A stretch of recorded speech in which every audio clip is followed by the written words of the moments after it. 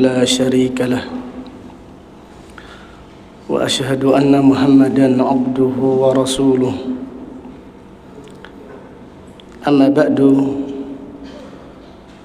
فإن أصدق الحديث كتاب الله وخير الهدي هدي محمد صلى الله عليه وسلم وشر الأمور محدثاتها وكل محدثة بدعة وكل بدعة ضلالة وكل ضلالة في النار. اللهم فقهنا في الدين وعلمنا التأويل. اللهم علمنا ما ينفعنا وانفعنا بما علمتنا وزدنا علما وأصلح لنا شأننا كله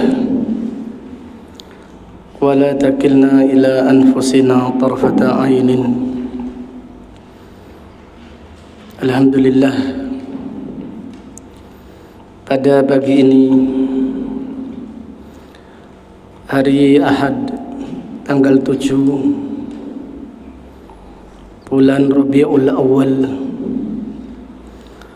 tahun 1447 Hijriah, dengan izin Allah Ta'ala kita melanjutkan kembali kajian kitab Bulughul Maram min Adillatil Ahkam yang ditulis Hafidz Ibnu Hajar Al-Asqalani rahimahullahu ta'ala rahmatan wasi'ah. Kita masih mempelajari bab mawaqitus shalah, waktu-waktu salat.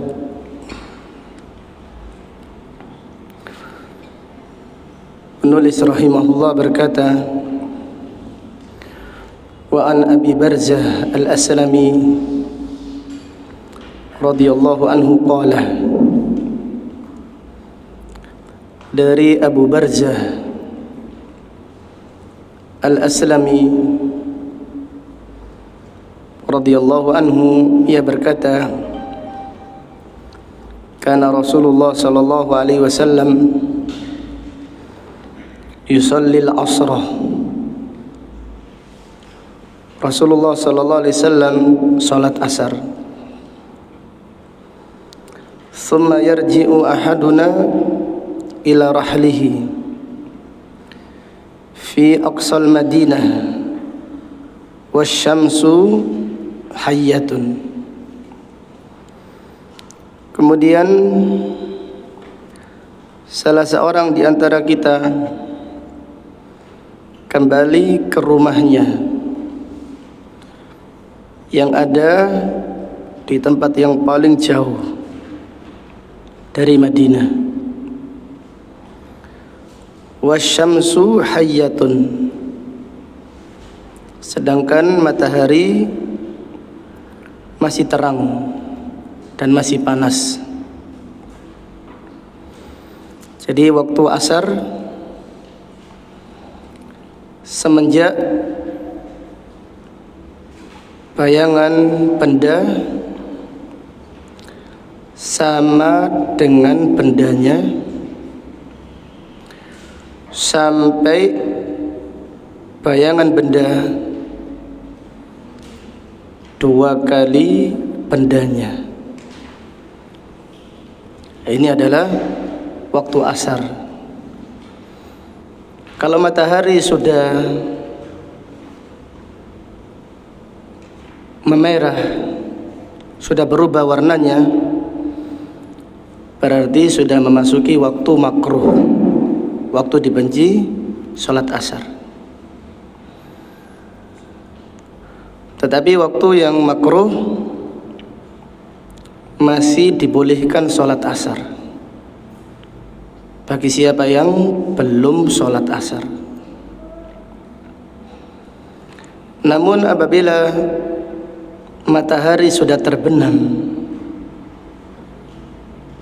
berarti waktu asar sudah selesai secara keseluruhan. Dan bagi siapa yang sengaja mengakhirkan sholat tanpa udzur, tidak ada sholat baginya. Jadi waktu asar yang dibolehkan dari bayangan benda sama dengan bendanya sampai bayangan benda 2 kali bendanya. Ini waktu asar. Katakan dari sekarang jam 3 sampai jam 5. Jam 5 matahari masih terang. Tapi sebentar lagi matahari mulai memerah. Ketika matahari memerah, berubah warnanya, sudah mulai redup, sudah mulai mau terbenam. Ini memasuki waktu makruh. Di waktu makruh, siapa yang mengakhirkan sholat asar dengan sengaja masih dibolehkan sholat, walaupun dia berdosa karena menunda-nunda, tetapi masih dibolehkan sholat asar sampai matahari terbenam. Siapa yang belum sholat asar dengan sengaja menundanya tanpa udzur, tidak ada sholat asar baginya. Wallahu ta'ala a'lam. Kemudian kita lanjutkan. Wa kana yastahibbu an yuakhira minal isya. Nabi sallallahu alaihi wasallam suka mengakhirkan sholat isya. Jadi kadang-kadang Nabi sallallahu alaihi wasallam sholat isya di tengah malam. Katakan beliau sholat isya jam 11. Dan para sahabat menunggu beliau dengan tenang, dengan sabar. Bahkan ketika itu ada anak-anak kecil tidur di dalam masjid, padahal tidak ada karpetnya, tidak ada keramiknya. Mereka ikut sholat isya bersama ibu-ibu mereka, menunggu Nabi Sallallahu Alaihi Wasallam sampai keluar. Jadi Nabi Sallallahu Alaihi Wasallam kadang-kadang mengakhirkan sholat isya di akhir waktunya. Jadi waktu terakhir sholat isya adalah tengah malam. Tengah malam sekitar jam 11. Wa kana yakrahu an-nauma qablaha wal haditha ba'daha. Nabi sallallahu alaihi wasallam membenci tidur sebelum sholat isya dan ngobrol bergadang setelah sholat isya. Jadi Nabi sallallahu alaihi wasallam membenci tidur sebelum sholat isya. Jadi tidur sebelum sholat isya hukumnya makruh.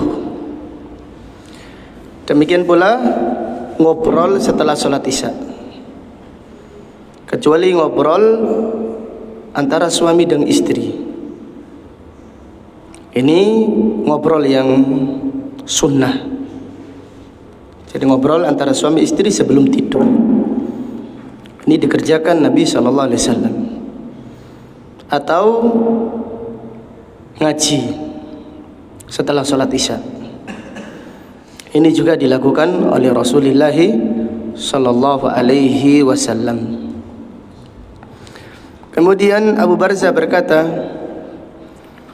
wa kana yanfatilu min salatil ghadati hina ya'rifu ar-rajulu jalisahu. Rasulullah sallallahu alaihi wasallam yanfatilu, selesai dari sholat subuh, yansarifu, ketika seseorang mengetahui wajah orang yang di dekatnya. Jadi ketika di awal sholat subuh, Nabi sallallahu alaihi wasallam sholat memulai takbiratul ihram, para sahabat tidak melihat antara satu dan yang lain karena suasana masih gelap. Kemudian selesai sholat subuh, mereka mengenali antara satu dan yang lainnya. Artinya sudah mulai terang, pagi sudah mulai terang. Wa kana yaqra'u bisittina ilal mi'ah. Nabi sallallahu alaihi wasallam ketika sholat subuh membaca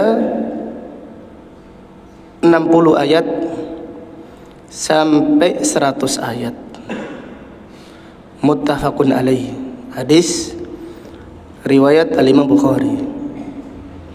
Ini menunjukkan sholat subuh disunnahkan panjang. Sholat subuh disunnahkan memperpanjang bacaannya. Dalilnya Nabi sallallahu alaihi wasallam membaca 60 ayat sampai 100 ayat. Ini kurang lebih katakan sholat subuh yang dikerjakan Nabi sallallahu alaihi wasallam 20 menit. Ini kurang lebih sholat subuh yang dikerjakan Nabi sallallahu alaihi wasallam adalah 20 menit, bukan cepat-cepatan. Kemudian riwayat berikutnya tentang waktu salat. Wa indahuma min hadisi Jabir. Diriwayatkan Bukhari dan Muslim dari sahabat Jabir radhiyallahu anhu, wal isya'a ahyanan yuqaddimuha wa ahyanan yuakhiruha. Salat isya kadang-kadang Nabi sallallahu alaihi wasallam mensegerakannya dan kadang-kadang mengakhirkannya. Idza ra'ahum ijtama'u ajjalah. Apabila Nabi sallallahu alaihi wasallam melihat para sahabat sudah berkumpul, beliau mensegerakan salat isya. Wa idza ra'ahum abta'u akhara. Apabila Nabi sallallahu alaihi wasallam melihat para sahabat belum berkumpul, ada yang masih terlambat, beliau mengakhirkan salat isya. Was-subhu kana an-nabiy sallallahu alaihi wasallam yusalliha bi ghalasin. Adapun subuh, salat subuh dikerjakan Nabi sallallahu alaihi wasallam ketika masih gelap. Ketika masih gelap, tetapi fajar sudah terbit. Jadi hadis ini menjelaskan kadang-kadang Nabi sallallahu alaihi wasallam mensegerakan salat isya di awal waktu. Dan kadang-kadang Nabi sallallahu alaihi wasallam mengakhirkannya. Kalau para sahabat sudah berkumpul, maka beliau mensegerakan salat isya. Kalau para sahabat belum berkumpul, masih banyak yang terlambat, beliau mengakhirkan salat isya. Adapun salat subuh, Nabi sallallahu alaihi wasallam mengerjakannya ketika masih gelap. Ketika masih gelap artinya ketika fajar telah terbit. Beliau sholat qabliyah subuh, kemudian setelah itu mengerjakan sholat subuh. Kemudian hadis berikutnya, wali muslimin min hadithi Abi Musa. Di dalam riwayat Muslim dari hadis Abu Musa radhiyallahu anhu, fa aqama al-fajra hina insyaqqal fajru wan nasu la yakadu ya'rifu ba'dhum ba'dha. Nabi sallallahu alaihi wasallam mengerjakan salat subuh ketika telah terbit fajar, dan para sahabat hampir tidak mengenal antara satu dan yang lainnya karena suasana dahulu gelap, tidak ada lampu. Jadi masjidnya tidak ada lampu, sehingga para sahabat tidak mengenal antara satu dan yang lainnya. Kemudian Nabi sallallahu alaihi wasallam memulai salat subuh. Selesai salat subuh, para sahabat mengenal antara satu dan yang lainnya. Artinya pagi sudah mulai terang. Hadis ini menjelaskan waktu subuh ketika terbit fajar. Jadi waktu subuh adalah ketika terbit fajar. Kemudian hadis berikutnya, wa an Rafi ibn Khadij radhiyallahu anhu qala kunna nusalli al-maghriba ma'an nabi sallallahu alaihi wasallam. Rafi ibn Khadij berkata, kami salat maghrib bersama Nabi sallallahu alaihi wasallam. Fayansarifu ahaduna wa innahu la yubsiru mawaqi'a nablihi. Muttafaqun alaih. Jadi kita salat maghrib bersama Nabi sallallahu alaihi wasallam, dan seseorang di antara kita pulang dan dia masih melihat tempat mawaqi anablihi, tempat anak panahnya. Jadi artinya dia masih melihat anak panahnya, karena Nabi sallallahu alaihi wasallam mensegerakan salat maghrib. Jadi tidak ada lampu. Tidak ada lampu. Setelah salat maghrib, sahabat masih melihat tempat anak panahnya. Ini diambil faedah, Nabi sallallahu alaihi wasallam mensegerakan salat maghrib di awal waktunya. Hadis berikutnya, wa an Aisyah radhiyallahu anha qalat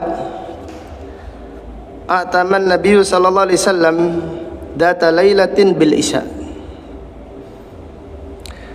Dari Aisyah radhiyallahu anha, ia berkata, Nabi sallallahu alaihi wasallam mengakhirkan salat isya pada suatu malam, hatta dhahaba amatul lail, sampai berlalu mayoritas malam. Artinya Nabi sallallahu alaihi wasallam salat isya di pertengahan malam. Tsumma kharaja fa shalla. Kemudian beliau keluar ke masjid dan salat berjamaah bersama para sahabat radhiyallahu anhum. Wa qala, Nabi sallallahu alaihi wasallam bersabda, innahu la waqtuha. Waktu ini, akhir malam ini atau pertengahan malam ini adalah waktu yang terbaik untuk salat isya. Laula an asyqa ala ummati. Sekiranya aku tidak memberatkan umatku.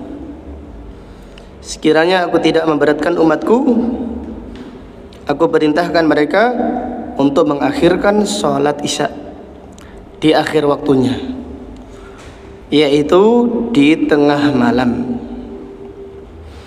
Kemudian hadis berikutnya, wa Nabi Hurairah radhiyallahu anhu qala Rasulullah sallallahu alaihi wasallam, idza ishtadda al-harru fa'abridu bis-shalah fa inna shiddatal harri min fayhi jahannam, muttafaqun alaihi.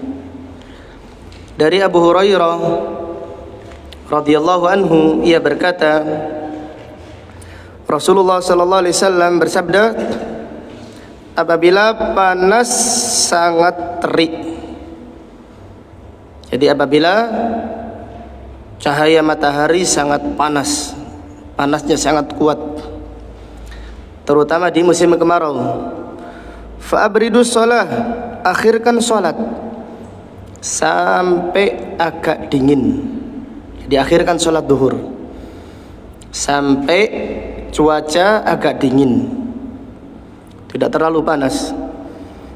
Fa inna shiddatal harri min fayhi jahannam, karena panas yang sangat terik berasal dari hembusan neraka jahanam. Ini diambil faedah, neraka jahanam sudah ada. Jadi panas yang sangat terik berasal dari hembusan nafasnya neraka jahanam. Sehingga Nabi sallallahu alaihi wasallam memerintahkan para sahabat untuk mengakhirkan, dan supaya tidak memberatkan para sahabat, karena ketika sujud mereka kepanasan, sehingga sebagian mereka meletakkan kain di dahinya untuk digunakan sujud. Hadis ini menjelaskan di musim kemarau yang sangat panas disunahkan mengakhirkan sholat duhur sampai cuaca agak dingin. Lalu bagaimana dengan sekarang? Sekarang masjid semuanya ada atapnya, ada AC-nya, ada karpetnya, maka sholat duhur lebih utama tetap pada awal waktunya.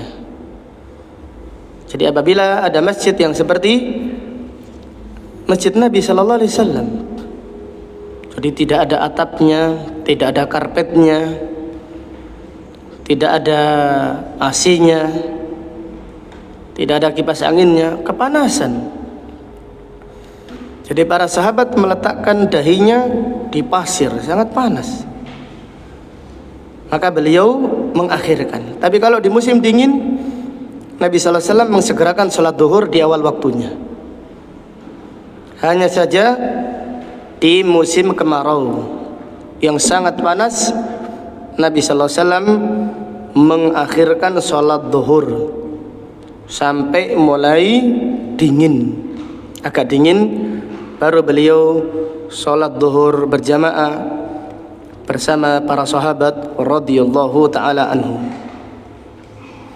Hadis berikutnya, wa an Rafi' ibni Khadij radhiyallahu anhu qala Rasulullah sallallahu alaihi wasallam, asbihu bis subhi fa innahu a'dhamu li ujurikum. Rawahul khamsa wa sahahahu at-Tirmidzi wa Ibnu Hibban. Nabi sallallahu alaihi wasallam bersabda, akhirkan salat subuh, karena mengakhirkan salat subuh lebih besar pahalanya. Jadi akhirkan salat subuh, artinya jangan salat subuh ketika baru adzan langsung qomat, jangan. Akhirkan sedikit. Jadi sampai katakan 20 menit, 25 menit, baru kerjakanlah salat subuh berjamaah. Fa innahu a'dhamu li ujurikum, karena mengakhirkan salat subuh lebih besar pahalanya bagi kalian. Ini makna yang pertama. Makna yang kedua, panjangkanlah salat subuh. dipanjangkan bacaan ketika sholat subuh, sehingga ketika sholat subuh cuaca atau suasana pagi sudah terang. Asbihu, jadi asbihu bi sholatil subh,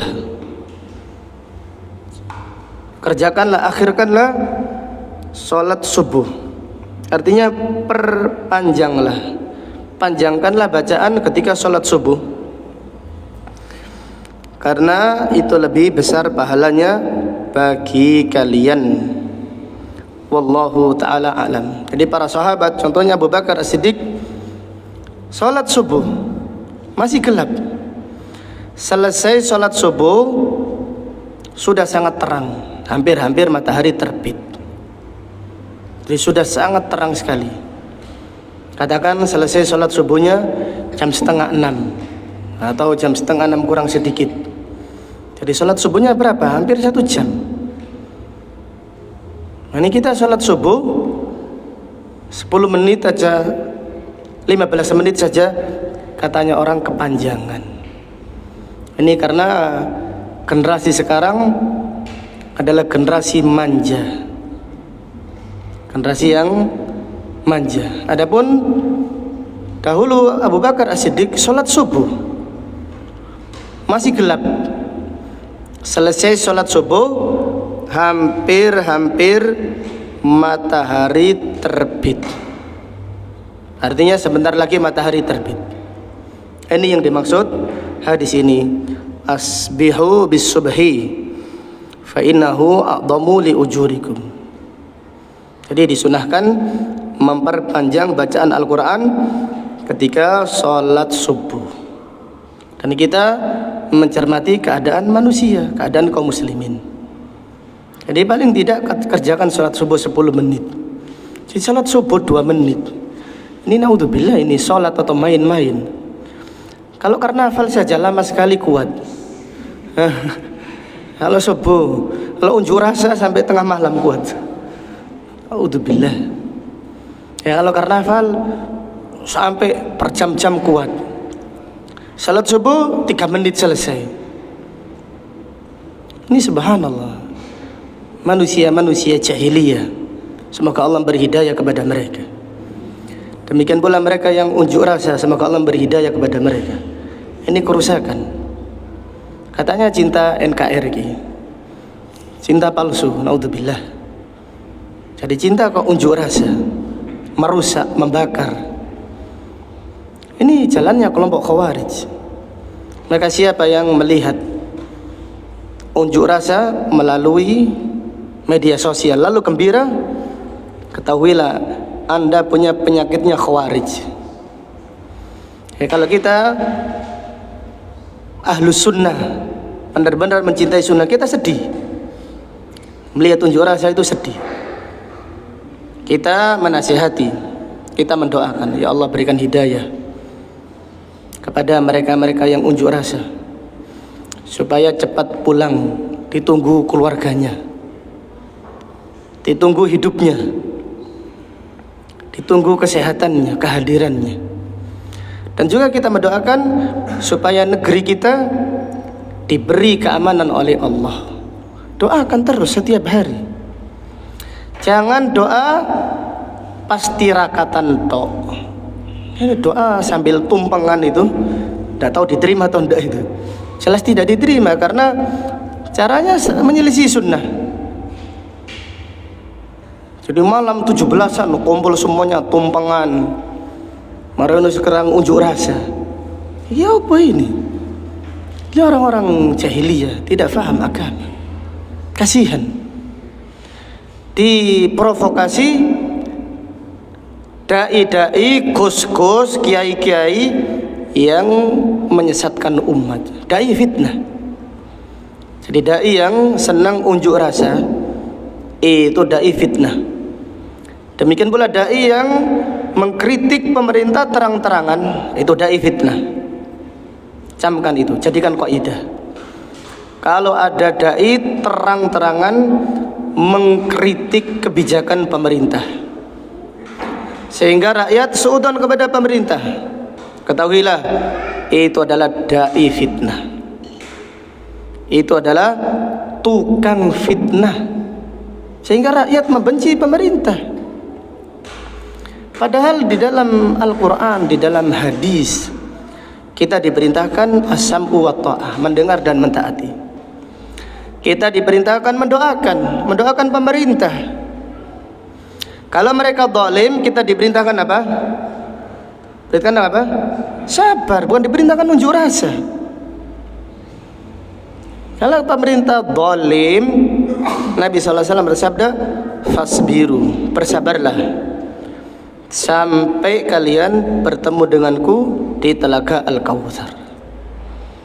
Maka siapa yang sabar dengan kezaliman pemimpinnya, dia diizinkan oleh Allah minum di telaga Al-Kautsar. Tapi siapa yang tidak sabar dengan kezaliman pemimpinnya, jadi ucapan pemimpin kritisi, subhanallah, naudzubillah. Ini sok pengamat, sok bijaksana, sok adil, sok mencintai rakyat. Tidak mencintai rakyat, karena kiblatnya adalah Rocky Gerung. Naudzubillah, kafir. Subhanallah. Bahkan dai-dai ada yang kagum dengan, ya jelas orang, naudzubillah, ini kafir. Filsafat terus dijadikan suri tauladan. Dari mana? Cinta rakyat, gak ada cinta rakyat. Itu tidak cintai rakyat itu. Mengadu domba rakyat. Kalau ada rakyat unjuk rasa, senang dia, gembira. Naudzubillah. Jadi siapa saja yang gembira dengan unjuk rasa, bertobatlah kepada Allah. Karena Anda memiliki penyakitnya khawarij, atau jangan-jangan Anda khawarij. Jadi siapa yang gembira dengan unjuk rasa, ayo hajar. Ada masa ngeroyok polisi, ayo hajar, sikat. Ini kita mencintai rakyat, kita mencintai pemerintah. Maka kita mendoakan semoga negeri kita dilindungi oleh Allah, dijamin keamanannya oleh Allah Subhanahu wa taala. Dan kita mengatakan unjuk rasa ini jalannya syaitan. Jalannya syaitan, bukan jalan Allah. Karena syaitan suka apabila sesama umat Islam tumpah darah, sesama negeri, sesama, bahkan bisa jadi sesama wilayah, sesama daerah, bahkan bisa jadi sesama keluarga. A'udzubillah, saling tumpah darah. Jadi yang paling berbahagia adalah syaitan. Jadi kalau terjadi tumpah darah, kemudian ada orang berbahagia, ketahuilah dia ini benar-benar khawarij. Dan Ahlus Sunnah sedih melihat saudara terbunuh, melihat polisi dipukuli, melihat masyarakat dipukuli. Ini sedih. Bahkan ada yang unjuk rasa dikeroyok sendiri, dituduh intel, dikeroyok sesama yang unjuk rasa.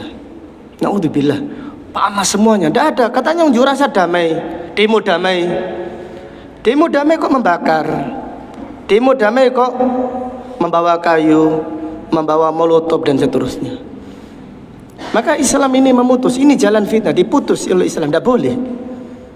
Jangankan merusak, menggunjing pemerintah saja, mengeluarkan seorang dari sunnah, bukan ahlu sunnah, menggunjing, menggibah pemerintah, itu mengeluarkan orang dari sunnah, bukan ahlu sunnah, ahlul bidah dia. Ini hukum umum, bukan vonis kepada perorangan. Jadi lihatlah, di zamannya Imam Malik, di zamannya Imam Ahmad bin Hanbal, apakah mereka menggunjing pemerintah? Tidak, kebijaksanaannya seperti ini. Kalau mau menasihati, nasihatilah secara rahasia, bukan menasihati dengan teriak-teriak di jalan. Itu demokrasi. Maka demokrasi itu kan kesyirikan, demokrasi itu kekufuran, sistem kufur demokrasi. Tidak boleh kita ini mengikuti demokrasi itu tidak boleh. Katanya unjuk rasa dibolehkan. Siapa yang bolehkan? Demokrasi katanya. Demokrasi itu tidak menghalalkan apa yang diharamkan oleh Allah. Nanti kalau demokrasi membolehkan perzinahan bagaimana? Ini menyimpang sekali. Jadi kita kembalikan segala sesuatu kepada Al-Quran. Kalau ada orang tidak mau Al-Quran, kita yang mengagungkan Al-Quran. Kita yang mengagungkan sunnah Rasulullah sallallahu alaihi wasallam. Kita mengatakan tidak boleh mengumpat pemerintah. Mereka mengatakan pemerintah membolehkan. Terus kalau pemerintah membolehkan zina, kita ikut zina gitu. Harus kita punya akal. Afala taqilun? Tidakkah kalian berakal? Jadi taatilah pemerintah, taatilah pemimpin, doakan pemimpin. Nabi sallallahu alaihi wasallam bersabda, "Man akrama sultan Allah, akramahu Allah. Wa man ahana sultan Allah, ahanahu Allah." Siapa yang memuliakan waliul amr, pemimpinnya, Allah memuliakannya. Siapa yang menghinakan pemimpinnya, Allah yang menghinakannya. Jadi koreksi, manhaj kita koreksi dengan adanya unjuk rasa ini.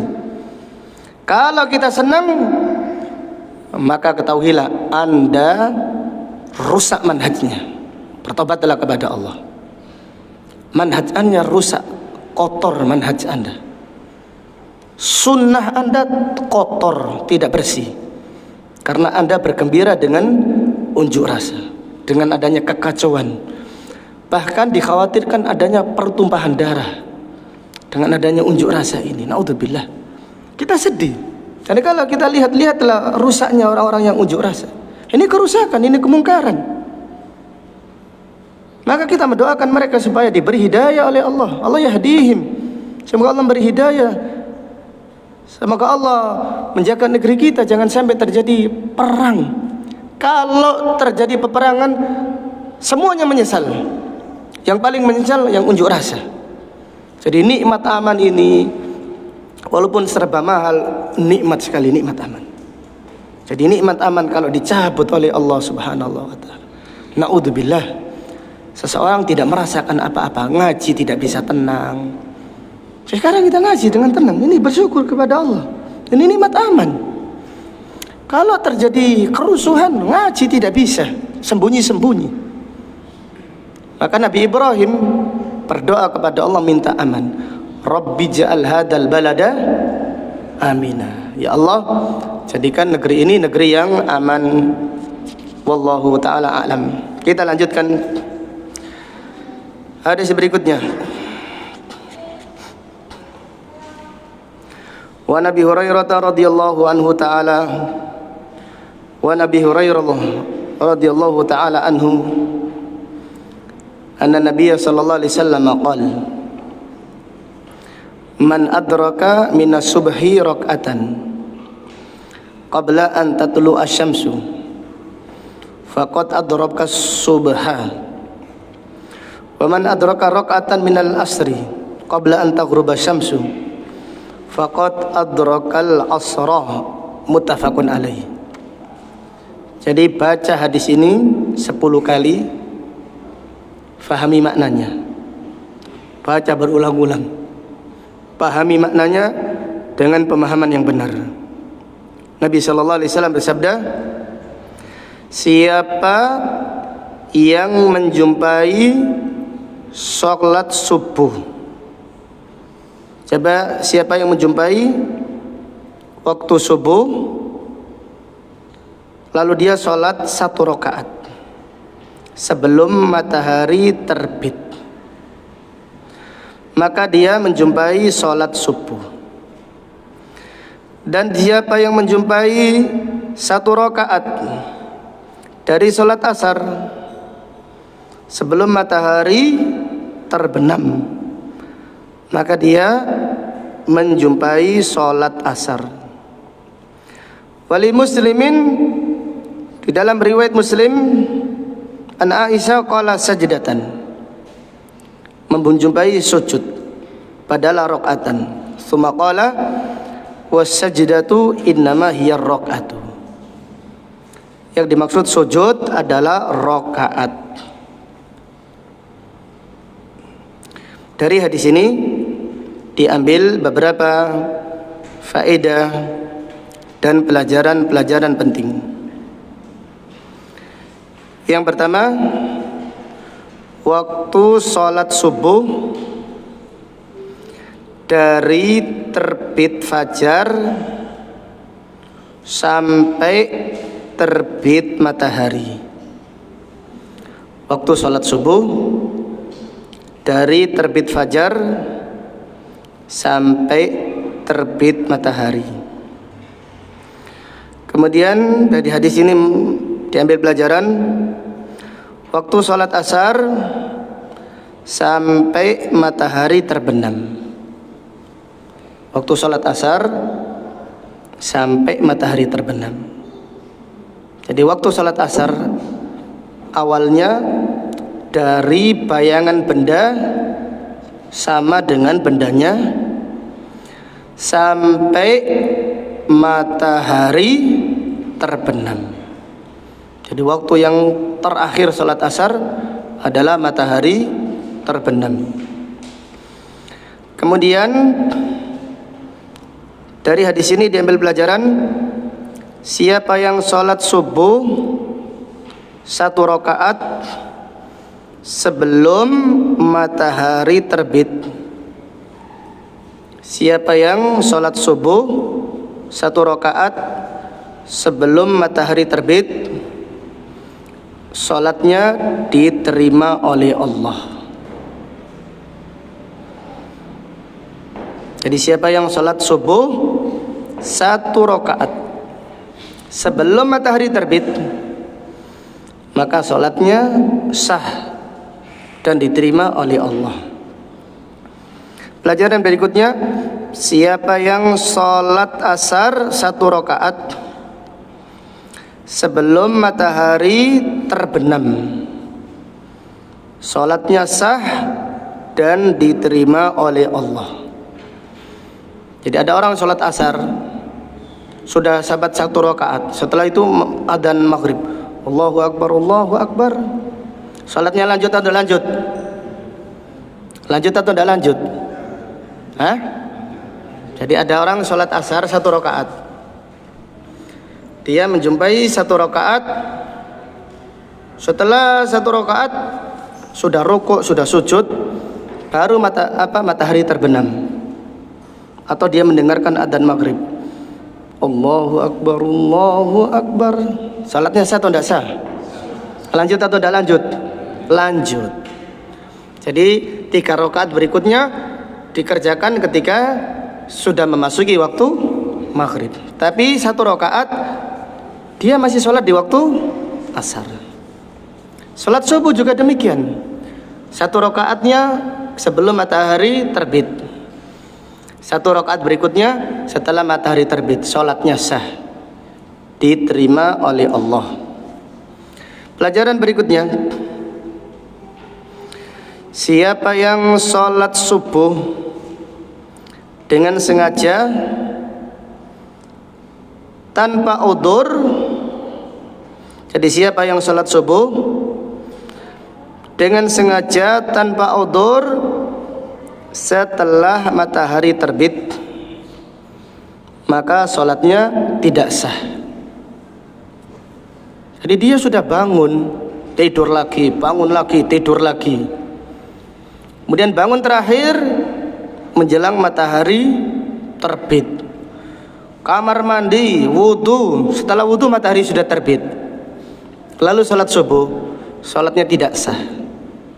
Kalau dilakukan dengan sengaja tanpa apa?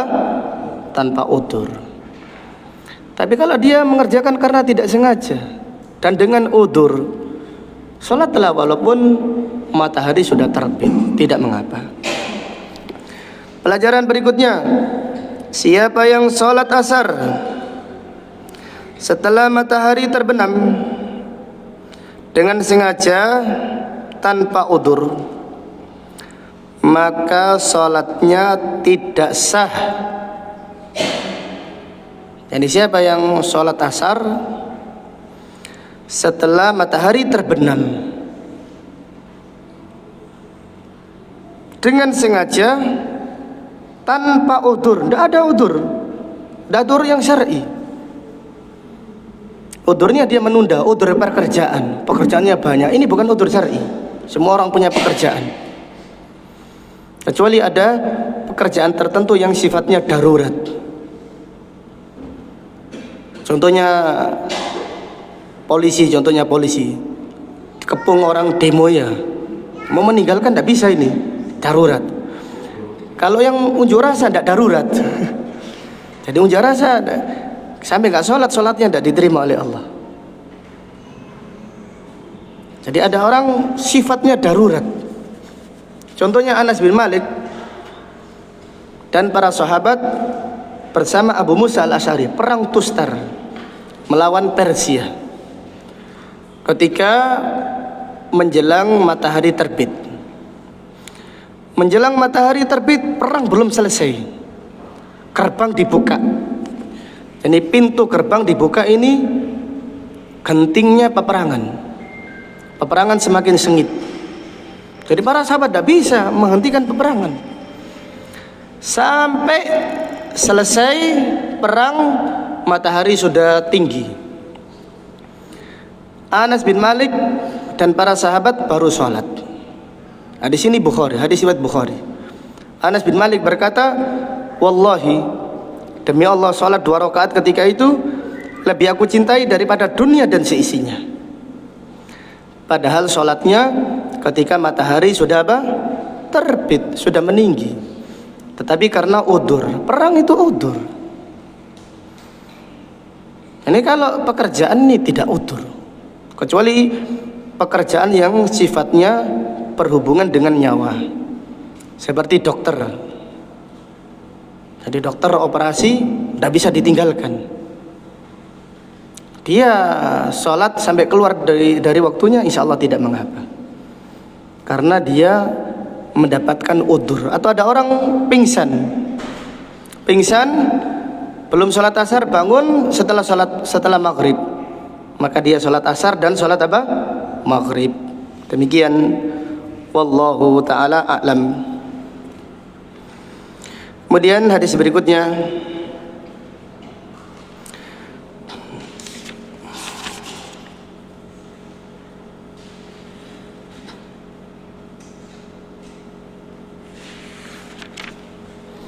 wa Nabi Sa'idin al-Khudri radhiyallahu anhu qala sami'tu Rasulullah sallallahu alaihi wasallam la salata ba'da subhi hatta tatlu asy-syamsu. Tidak ada salat sunnah setelah salat subuh sampai matahari terbit. Wala salata ba'dal asri hatta taghiba asy-syamsu. Tidak ada salat sunnah setelah asar sampai matahari terbenam. Muttafaqun alaihi. Hadis riwayat Bukhari dan Muslim. Walafdhu Muslim, dan lafaz Muslim, la salata ba'da salatil asri, la salata ba'da salatil fajri. Tidak ada salat sunnah setelah salat subuh. Hadis berikutnya, walahu an Uqbah, diriwayatkan Imam Muslim dari Uqbah ibni Amir, salatu sa'atin kana Rasulullah sallallahu alaihi wasallam yanhana an nusalliya fihinna. 3 waktu yang Rasulullah sallallahu alaihi wasallam melarang kita salat di waktu tersebut. Wa an naqbura fihinna mautana, dan juga kita dilarang mengkuburkan jenazah. Hina tatlu'us syamsu bazighatan hatta tartafi'ah, ketika matahari terbit mulai muncul sampai meninggi, sampai masuk waktu duha. Jadi mengubur jenazah setelah subuh tidak mengapa. Tapi kalau matahari terbit tidak dibolehkan. Kemudian dibolehkan lagi di waktu duha. Kemudian yang berikutnya, wa hina yaqumu qa'imud dhahirati hatta tazula syamsu. Waktu yang kedua ketika seseorang berdiri di waktu zuhur. Jadi ketika matahari berada di atas kepalanya sampai matahari tergelincir. Jadi mengkuburkan jenazah di waktu zuhur ini tidak boleh. Menjelang zuhur, katakan 15 menit sebelum adzan zuhur, itu tidak boleh. Dilarang mengkuburkan jenazah. Wa hina tatadayyafu syamsu lil ghurub, dan ketika matahari hendak terbenam, mulai persiapan untuk terbenam. Jadi ketika matahari condong dan mendekati waktu untuk terbenam, ini adalah waktu yang dilarang sholat sunnah. Jadi hadis ini menjelaskan larangan sholat sunnah setelah sholat subuh, kecuali, nanti ada kecualinya, kecuali sholat tawaf. Jadi ada jamaah umrah yang tawaf setelah subuh, setelah itu sholat sunnah setelah tawaf, ini tetap disunahkan.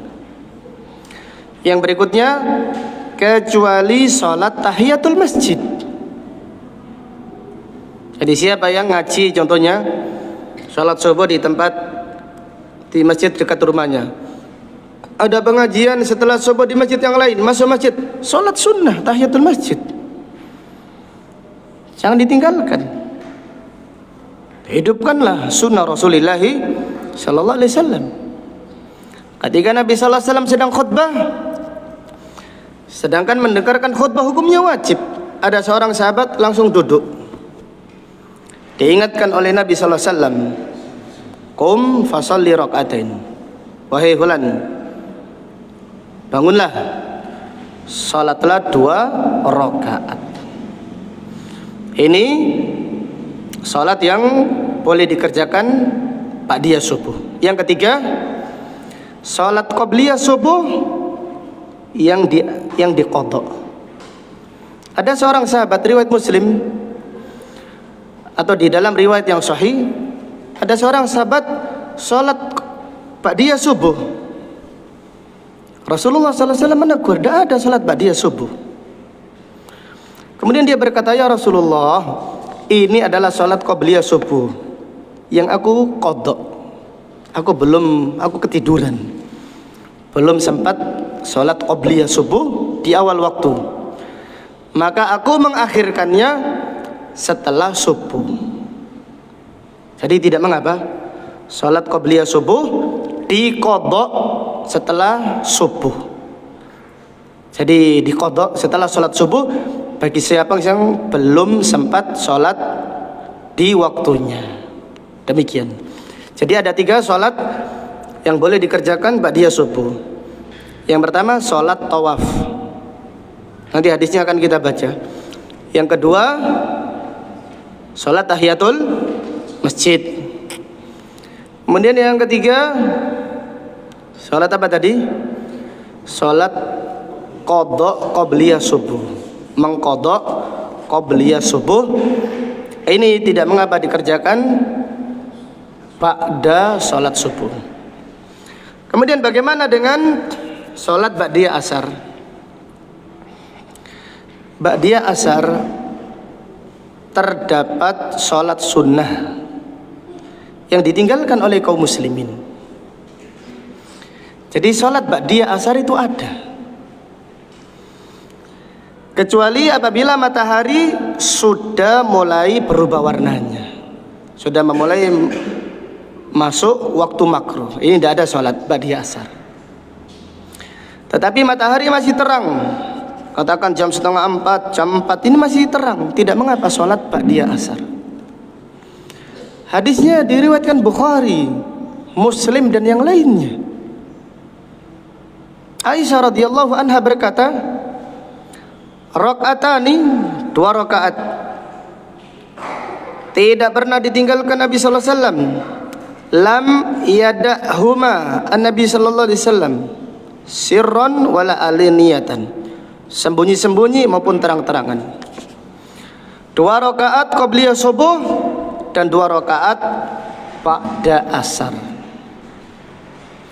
Kemudian Aisyah berkata, ma tarakahuma, Nabi sallallahu alaihi wasallam tidak pernah meninggalkan salat ba'da asar sampai beliau bertemu dengan Allah. Hadis Bukhari. Di dalam riwayat Bukhari, awal mula salat Nabi sallallahu alaihi wasallam pada asar adalah mengqadha ba'da zuhur. Jadi Nabi sallallahu alaihi wasallam mengajarkan para sahabat tentang Islam bagi yang baru masuk Islam setelah zuhur. Beliau tidak sempat salat ba'da zuhur. Lalu Nabi sallallahu alaihi wasallam mengerjakannya di rumah Ummu Salamah ba'da asar. Setelah itu Nabi sallallahu alaihi wasallam terus-menerus mengerjakannya. Jadi awal mulanya memang itu, iya. Tapi bukan sekali itu stok Nabi sallallahu alaihi wasallam salat ba'da asar. Terus-menerus. Subhanallah, salat ba'da asar ini diriwayatkan dari 28 sahabat. Subhanallah, Aisyah mengerjakannya,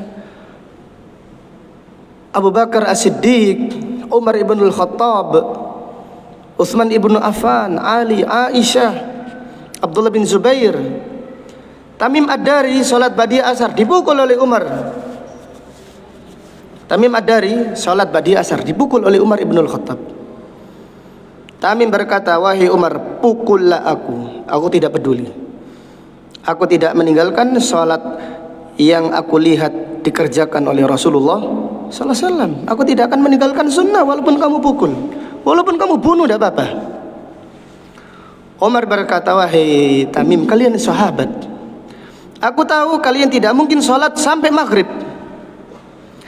Tetapi mereka yang dimaksud orang-orang tabi'in, salat ba'da asar sampai maghrib, ini yang dilarang. Jadi sampai memasuki waktu yang dilarang, waktu yang dibenci. Ini yang dilarang oleh Umar ibn al-Khattab. Bukan berarti tidak ada salat sama sekali ba'da asar, bukan. Salat tawaf ada, tahiyatul masjid ada, qadha ba'da zuhur ada, bahkan salat ba'da asar murni ada. Dan subhanallah, yang meragukan kita itu apa? Hadisnya riwayat Bukhari. Kecuali hadisnya dhaif, kita mengatakan dhaif. Hadisnya di Bukhari. Karena hanya gara-gara ini tidak ada pernyataan madhab. Nah, ini kalau bisa dikatakan madhabnya Imam Bukhari. Syekh Albani rahimahullah mengatakan salat ini sunnah mahjurah, sunnah ditinggalkan kaum muslimin. Dan siapa yang menghidupkannya mendapat pahala yang besar karena menjaga syariat supaya tidak hilang. Jadi anggap saja tidak ada seorang pun yang sholat duha. Tidak ada di dunia ini orang yang sholat duha. Kemudian ada orang yang sholat duha. Sholat duha ini sunnah Nabi sallallahu alaihi wasallam. Ketika dia menghidupkan sholat duha, dia mendapat pahala yang besar. Karena apa? Karena dia menjaga syariat ini supaya tidak hilang. Di sholat ba'da asar itu sunnah Nabi sallallahu alaihi wasallam. Wahai kaum muslimin, wahai penuntut ilmu, bangunlah. Jangan mendelik saja. Hidupkan. Karena sunnah ini mati. Sunnah ini mati ditinggalkan oleh kaum muslimin. Seakan-akan bukan sunnah Nabi sallallahu alaihi wasallam. Jadi guru kami Syekh Firas hafizahullah menulis risalah kecil, judulnya Insyirahu Sadar, lapang dada, tentang disunahkannya salat ba'da asar. Kemudian beliau menukil 28 sahabat dengan riwayat yang sahih. Subhanallah, sekiranya satu sahabat saja sudah cukup, apalagi 20 sahabat, seakan-akan riwayatnya mutawatir. Jadi seakan-akan yang mengerjakan ini mutawatir, 28 sahabat. Tapi lihatlah bagaimana kaum muslimin meninggalkan sholat ba'diyah asar. Hampir tidak ada. Bahkan yang mendengar keterangan seperti ini masih ragu-ragu. Jadi kalau orang itu jujur, kalau antum jujur, pulang koreksi, cari dalilnya. Benar tidak ada di Bukhari. Nanti muncul keterangan Ustadz fulan itu adalah qadha ba'diyah zuhur. Maka kita mengatakan, wahai Ustadz, qadha itu sekali tok, bukan setiap hari. Wahai Ustadz, qadha itu hadisnya Ummu Salamah. Adapun hadisnya Aisyah, Nabi sallallahu alaihi wasallam terus menerus. Kemudian hadis Muslim dikuatkan. Awal mulanya Nabi sallallahu alaihi wasallam mengqadha. Setelah itu beliau istiqomah mengerjakannya. Sangat gamblang sekali. Jadi hadis Muslim menjelaskan awal mulanya salat ba'diyah asar itu qadha ba'diyah asar, qadha ba'diyah zuhur, dikerjakan di waktu setelah asar. Summa athbatahuma, kemudian Nabi sallallahu alaihi wasallam terus mengerjakannya sampai meninggal dunia. Jadi Aisyah radhiyallahu anha berkata, dan Aisyah ini adalah sahabat yang paling mengetahui sunnah Nabi sallallahu alaihi wasallam ketika beliau di rumah. Jadi Aisyah meriwayatkan hadis 2150 hadis. Sahabat yang paling banyak hadisnya Aisyah nomor 4 atau nomor 5, Aisyah radhiyallahu anha. Jadi a'lamu nisa'il ummah, wanita ini yang paling luas ilmunya adalah Aisyah. Bahkan wanita yang paling luas ilmunya di dunia ini. Jadi ilmunya Aisyah mengalahkan Maryam, mengalahkan ilmu istrinya Nabi Musa, istrinya Nabi Ibrahim, dan semua istri para nabi dan para rasul alaihi wassalatu wassalam. Jadi Aisyah wanita yang suci, disucikan oleh Allah. Dan beliau diakui sahabat yang paling luas ilmunya tentang sunnah Nabi sallallahu alaihi wasallam di rumah. Aisyah menyatakan Nabi sallallahu alaihi wasallam tidak pernah meninggalkan salat ba'diyah asar sampai beliau meninggal dunia. Hadis Bukhari. Kemudian ada orang ragu-ragu. Kemudian ada orang ragu, tidak mungkin salat ba'diyah, tidak mungkin apa ada. Ayo kita duduk bareng sampai mungkin 5 jam kita munaqashah. Dengan hati yang lapang dada, dengan adil, dengan objektif, kita meyakini salat sunnah ba'diyah asar adalah sunnah mahjurah, sunnah yang ditinggalkan kaum muslimin. Maka siapa yang menghidupkannya, berarti dia menghidupkan syariat. Al-Imam Bukhari berkata, umat Islam yang paling mulia di sisi Allah adalah siapa yang menghidupkan sunnah yang mati. Mati sudah. Salat sunnah ba'diyah asar ini mati, tidak dikenal sudah. Kemudian ada orang yang memunculkannya. Kata Imam Bukhari, itu adalah orang yang paling mulia. Maka sabarlah wahai ahlus sunnah, fa innakum aqallun nas. Kalian adalah orang yang paling sedikit jumlahnya. Wallahu taala alam. Sampai di sini kajian kita pada pagi hari ini. Insyaallah akan kita lanjutkan pada kajian yang berikutnya. Ada pertanyaan, tafadhol. Monggo ada pertanyaan. Ya, Bang Dedi.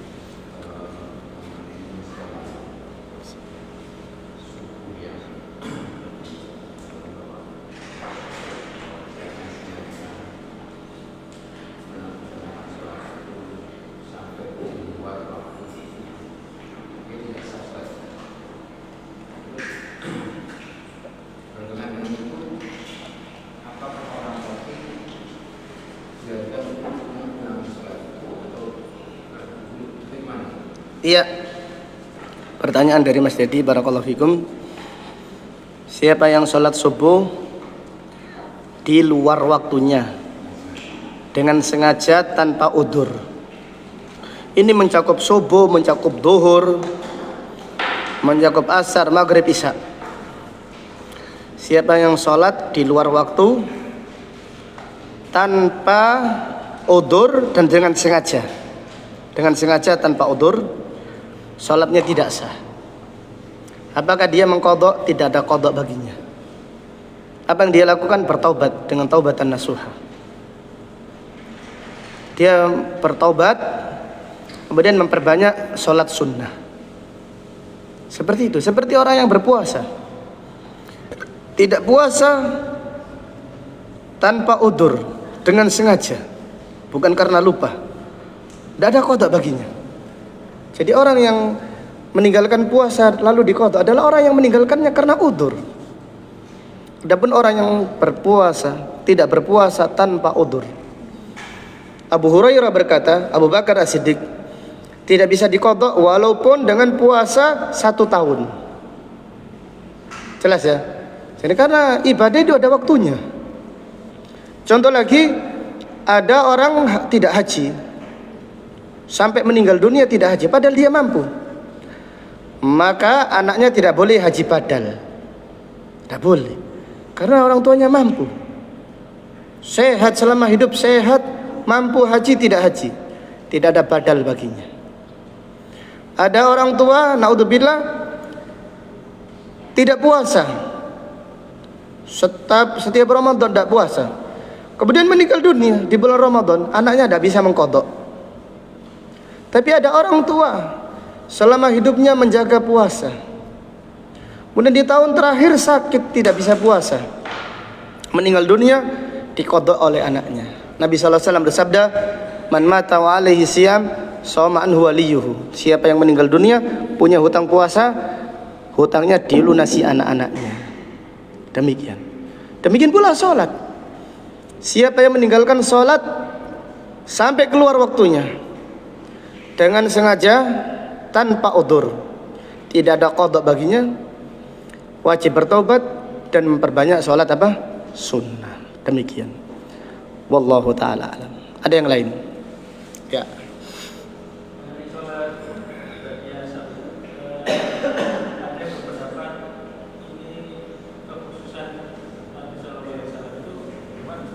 Ini tentang salat ba'di asar, ada yang berpendapat kekhususan Nabi sallallahu alaihi wasallam.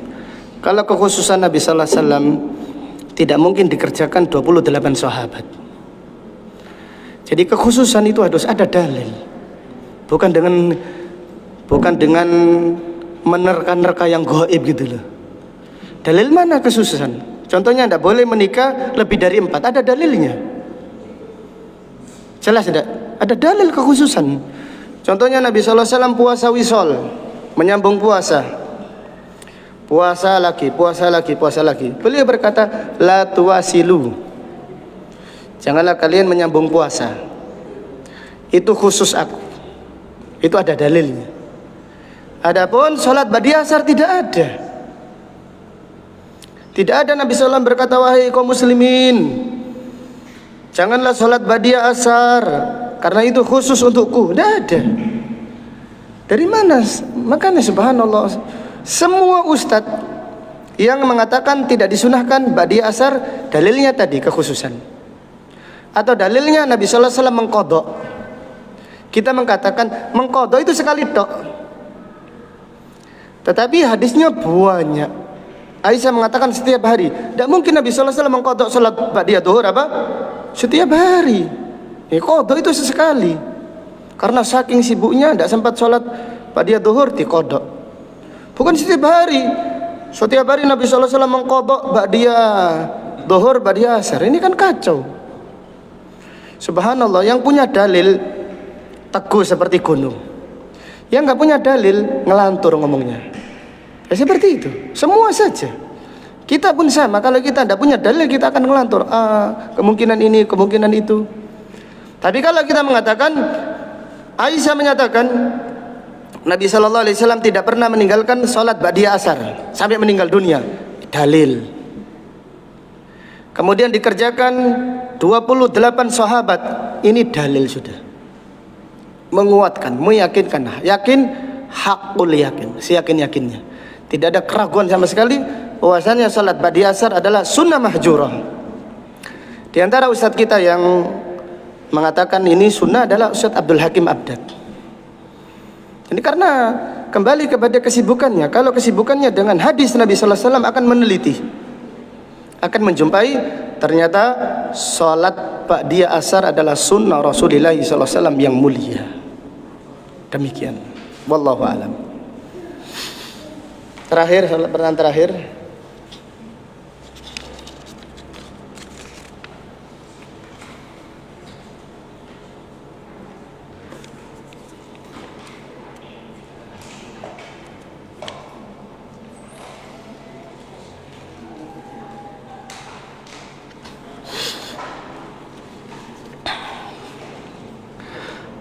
Assalamualaikum warahmatullahi wabarakatuh. Apabila kita teringat dosa yang kita lakukan di saat waktu terlarang, apakah boleh melaksanakan sholat taubat di waktu tersebut? Apabila kita mengingat dosa yang kita lakukan di waktu terlarang, apakah kita boleh melakukan sholat taubat di waktu tersebut? Jazakumullah khairan. Jadi di saat kita berdosa, kita melakukan maksiat, disunahkan sholat taubat, tetapi tidak dikhususkan di waktu kita bermaksiat. Jadi contohnya, ada orang maksiat jam 1 malam, kemudian dia mau sholat taubat jam 1 malam. Ini jadinya bid'ah nantinya, karena mengkhususkan sholat taubat di waktu dia bermaksiat. Yang sahih, silahkan bertobat, sholat taubat di waktu kapanpun, jangan dikhususkan waktunya. Silahkan sholat di pagi hari. Ketika kita ingat kalau itu dosa, subhanallah saya berdosa, ya sholatlah 2 rakaat, bertobatlah kepada Allah, semoga Allah mengampuni dosa-dosa kita. Demikian, tapi tidak dikhususkan waktunya. Ini saya tadi, subhanallah, astagfirullahaladzim, saya tadi maksiat jam 10 malam, saya mau tobat, nanti tak tunggu jam 10 malam. Ini tidak ada dalilnya, tidak ada keterangannya. Demikian, wallahu ta'ala alam. Terima kasih banyak atas kehadiran teman-teman semuanya. Jazakumullahu khairan, barakallahu fikum. Semoga Allah menerima amal kita dan mengampuni dosa-dosa kita. Semoga Allah memudahkan kita untuk istiqamah di atas Al-Quran dan di atas sunnah sampai kita bertemu dengan Allah. Semoga Allah mewafatkan kita di atas Islam dan di atas sunnah dalam keadaan husnul khatimah. Semoga Allah menjadikan ucapan kita yang terakhir dari dunia ini dengan mengucapkan kalimat tauhid, la ilaha illallah. Allahumma qsim lana min khasyatika ma tahulu bihi bainana wa baina ma'asik, wa min ta'atika ma tuballighuna bihi jannatak, wa min al-yaqini ma tuhawwinu bihi alaina masa'ibad dunya. Allahumma mati'na bi asma'ina wa absarina wa quwwatina ma ahyaitana, waj'alhu al-waritha minna, waj'al tha'rana 'ala man dhalamana, wansurna 'ala man adana, wa la taj'al musibatana fi dinina, wa la taj'al ad-dunya akbara hammina, wa la mablagha ilmina, wa la tusallit 'alaina man la yarhamuna. Rabbana ighfir lana wa liwalidina warhamhuma kama rabbawna shighara. Rabbana hab lana min azwajina wa dhurriyyatina qurrata a'yun waj'alna lil muttaqina imama. Rabbana ighfir lana wa li ikhwanina alladhina sabaquna bil iman wa la taj'al fi qulubina ghillan lil ladzina amanu. Rabbana innaka ra'ufur rahim. Allahumma ighfir li asatidatina wa li masyayikhina wa li wulati umurina wa lil muslimina wal muslimat wal mu'minina wal mu'minat al ahya'i minhum wal amwat. Allahumma nafis karbal makrubina minal muslimin waqdi duyunahum washfi mardahum wa yassir umurahum wa farrij humumahum. Allahumma anjil mustad'afina minal mu'minina fi Filistin wa fi kulli makan. Allahumma shdud wata'ataka 'alal yahud. Allahumma ja'alha sinina kasini Yusuf. Allahumma aslih wulata umurina. Allahumma aslihhum wa wafiqhum lima tuhibbuhu wa tardah. Allahumma ja'al hadzal balada amina wa sa'ira biladil muslimin. Rabbana taqabbal minna innaka antas samiul alim wa tub 'alaina innaka antat tawwabur rahim. Rabbana atina fid dunya hasanah وفي الآخرة حسنة وقنا عذاب النار. سبحانك اللهم بحمدك أشهد أن لا إله إلا أنت أستغفرك وأتوب إليك. وصلى الله على نبينا محمد وعلى آله وصحبه وسلم تسليما والحمد لله رب العالمين. Assalamualaikum warahmatullahi wabarakatuh.